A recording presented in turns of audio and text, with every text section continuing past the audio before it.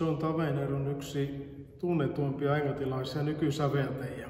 Hän kuoli 2013. Hän oli aikuisiällä liittynyt ortodoksiseen kirkkoon ja hänestä kehittyi eräänlainen mystikko. Se hänen mystisyys näkyy hänen sävellystyössään hyvin vahvasti. Tämä Panihida on hänen hyvin tämmöinen pienimuotoinen työ, jonka hän sävelsi 80-luvun puolivälissä edesmenneen äitinsä ja 18-vuotiaana kuolleen englannin kreikkalaisen näyttelijättären muistolle, joka hän kuoli hyvin tapaturmaisesti. John Tavener halusi kunnioittaa näiden kahden hänelle merkittävän ihmisen muistoa sitten tämän Panihidan myötä. Itse kuulin tämän Panihidan ensimmäistä kertaa aivan 90-luvun alussa, kun opiskelin Joensuussa, ja ihastuin sen yksinkertaisuuteen, rukouksellisuuteen ja lyyrisyyteen.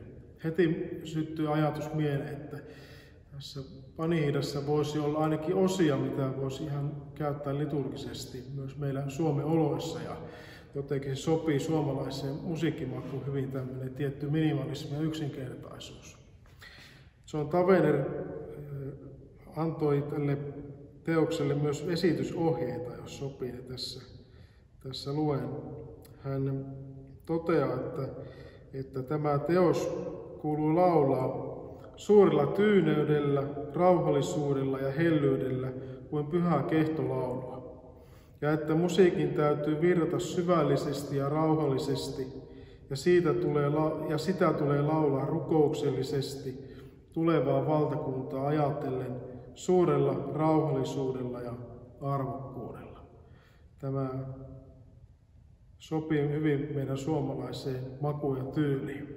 On hienoa, että myös länsimaassa löytyy säveltäjiä, jotka hyvin sisäistävät ortodoksen liturgian ja hengellisyyden ja kykenevät sen sitten nuotintamaan sen pyhän kokemuksen. Siitä me iloitsemme myös täällä Oulussa ja tämän John Tavenerin Panihidan myötä.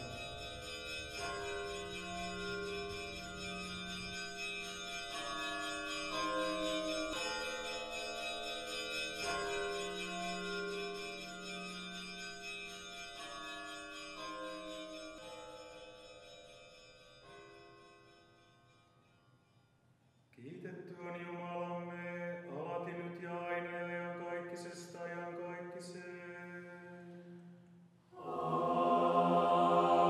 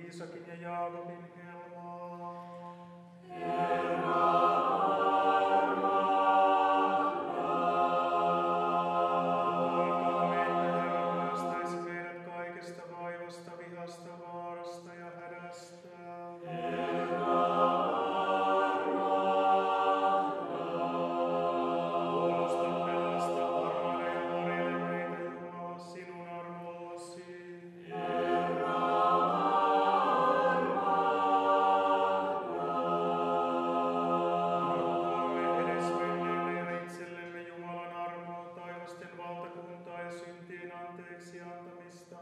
Antakaamme toinen toisemme ja koko elämämme Kristuksen Jumalan haltuun.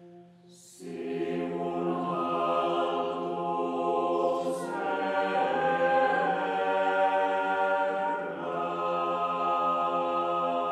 sillä sinä, Kristus Jumalamme, olet nukkuneiden palvelijasi, ylösnousemus, elämä ja lepo, ja sinulle ennen ja kaikkiselle Isällesi ja kaikkein pyhimmälle, hyvälle eläväksi tekevälle hengellesi, me kunniaadis kannamme nyt aina ja iankaikkisesti. Aamen.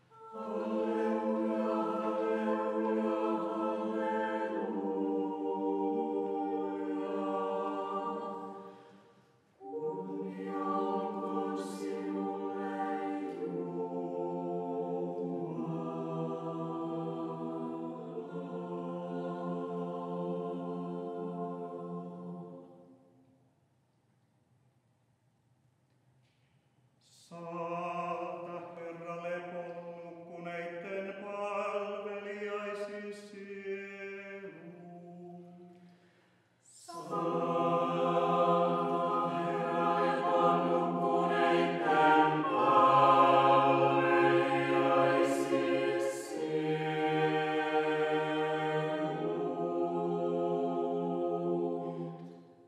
Kunnia olkoon Isälle ja Pojalle ja Pyhälle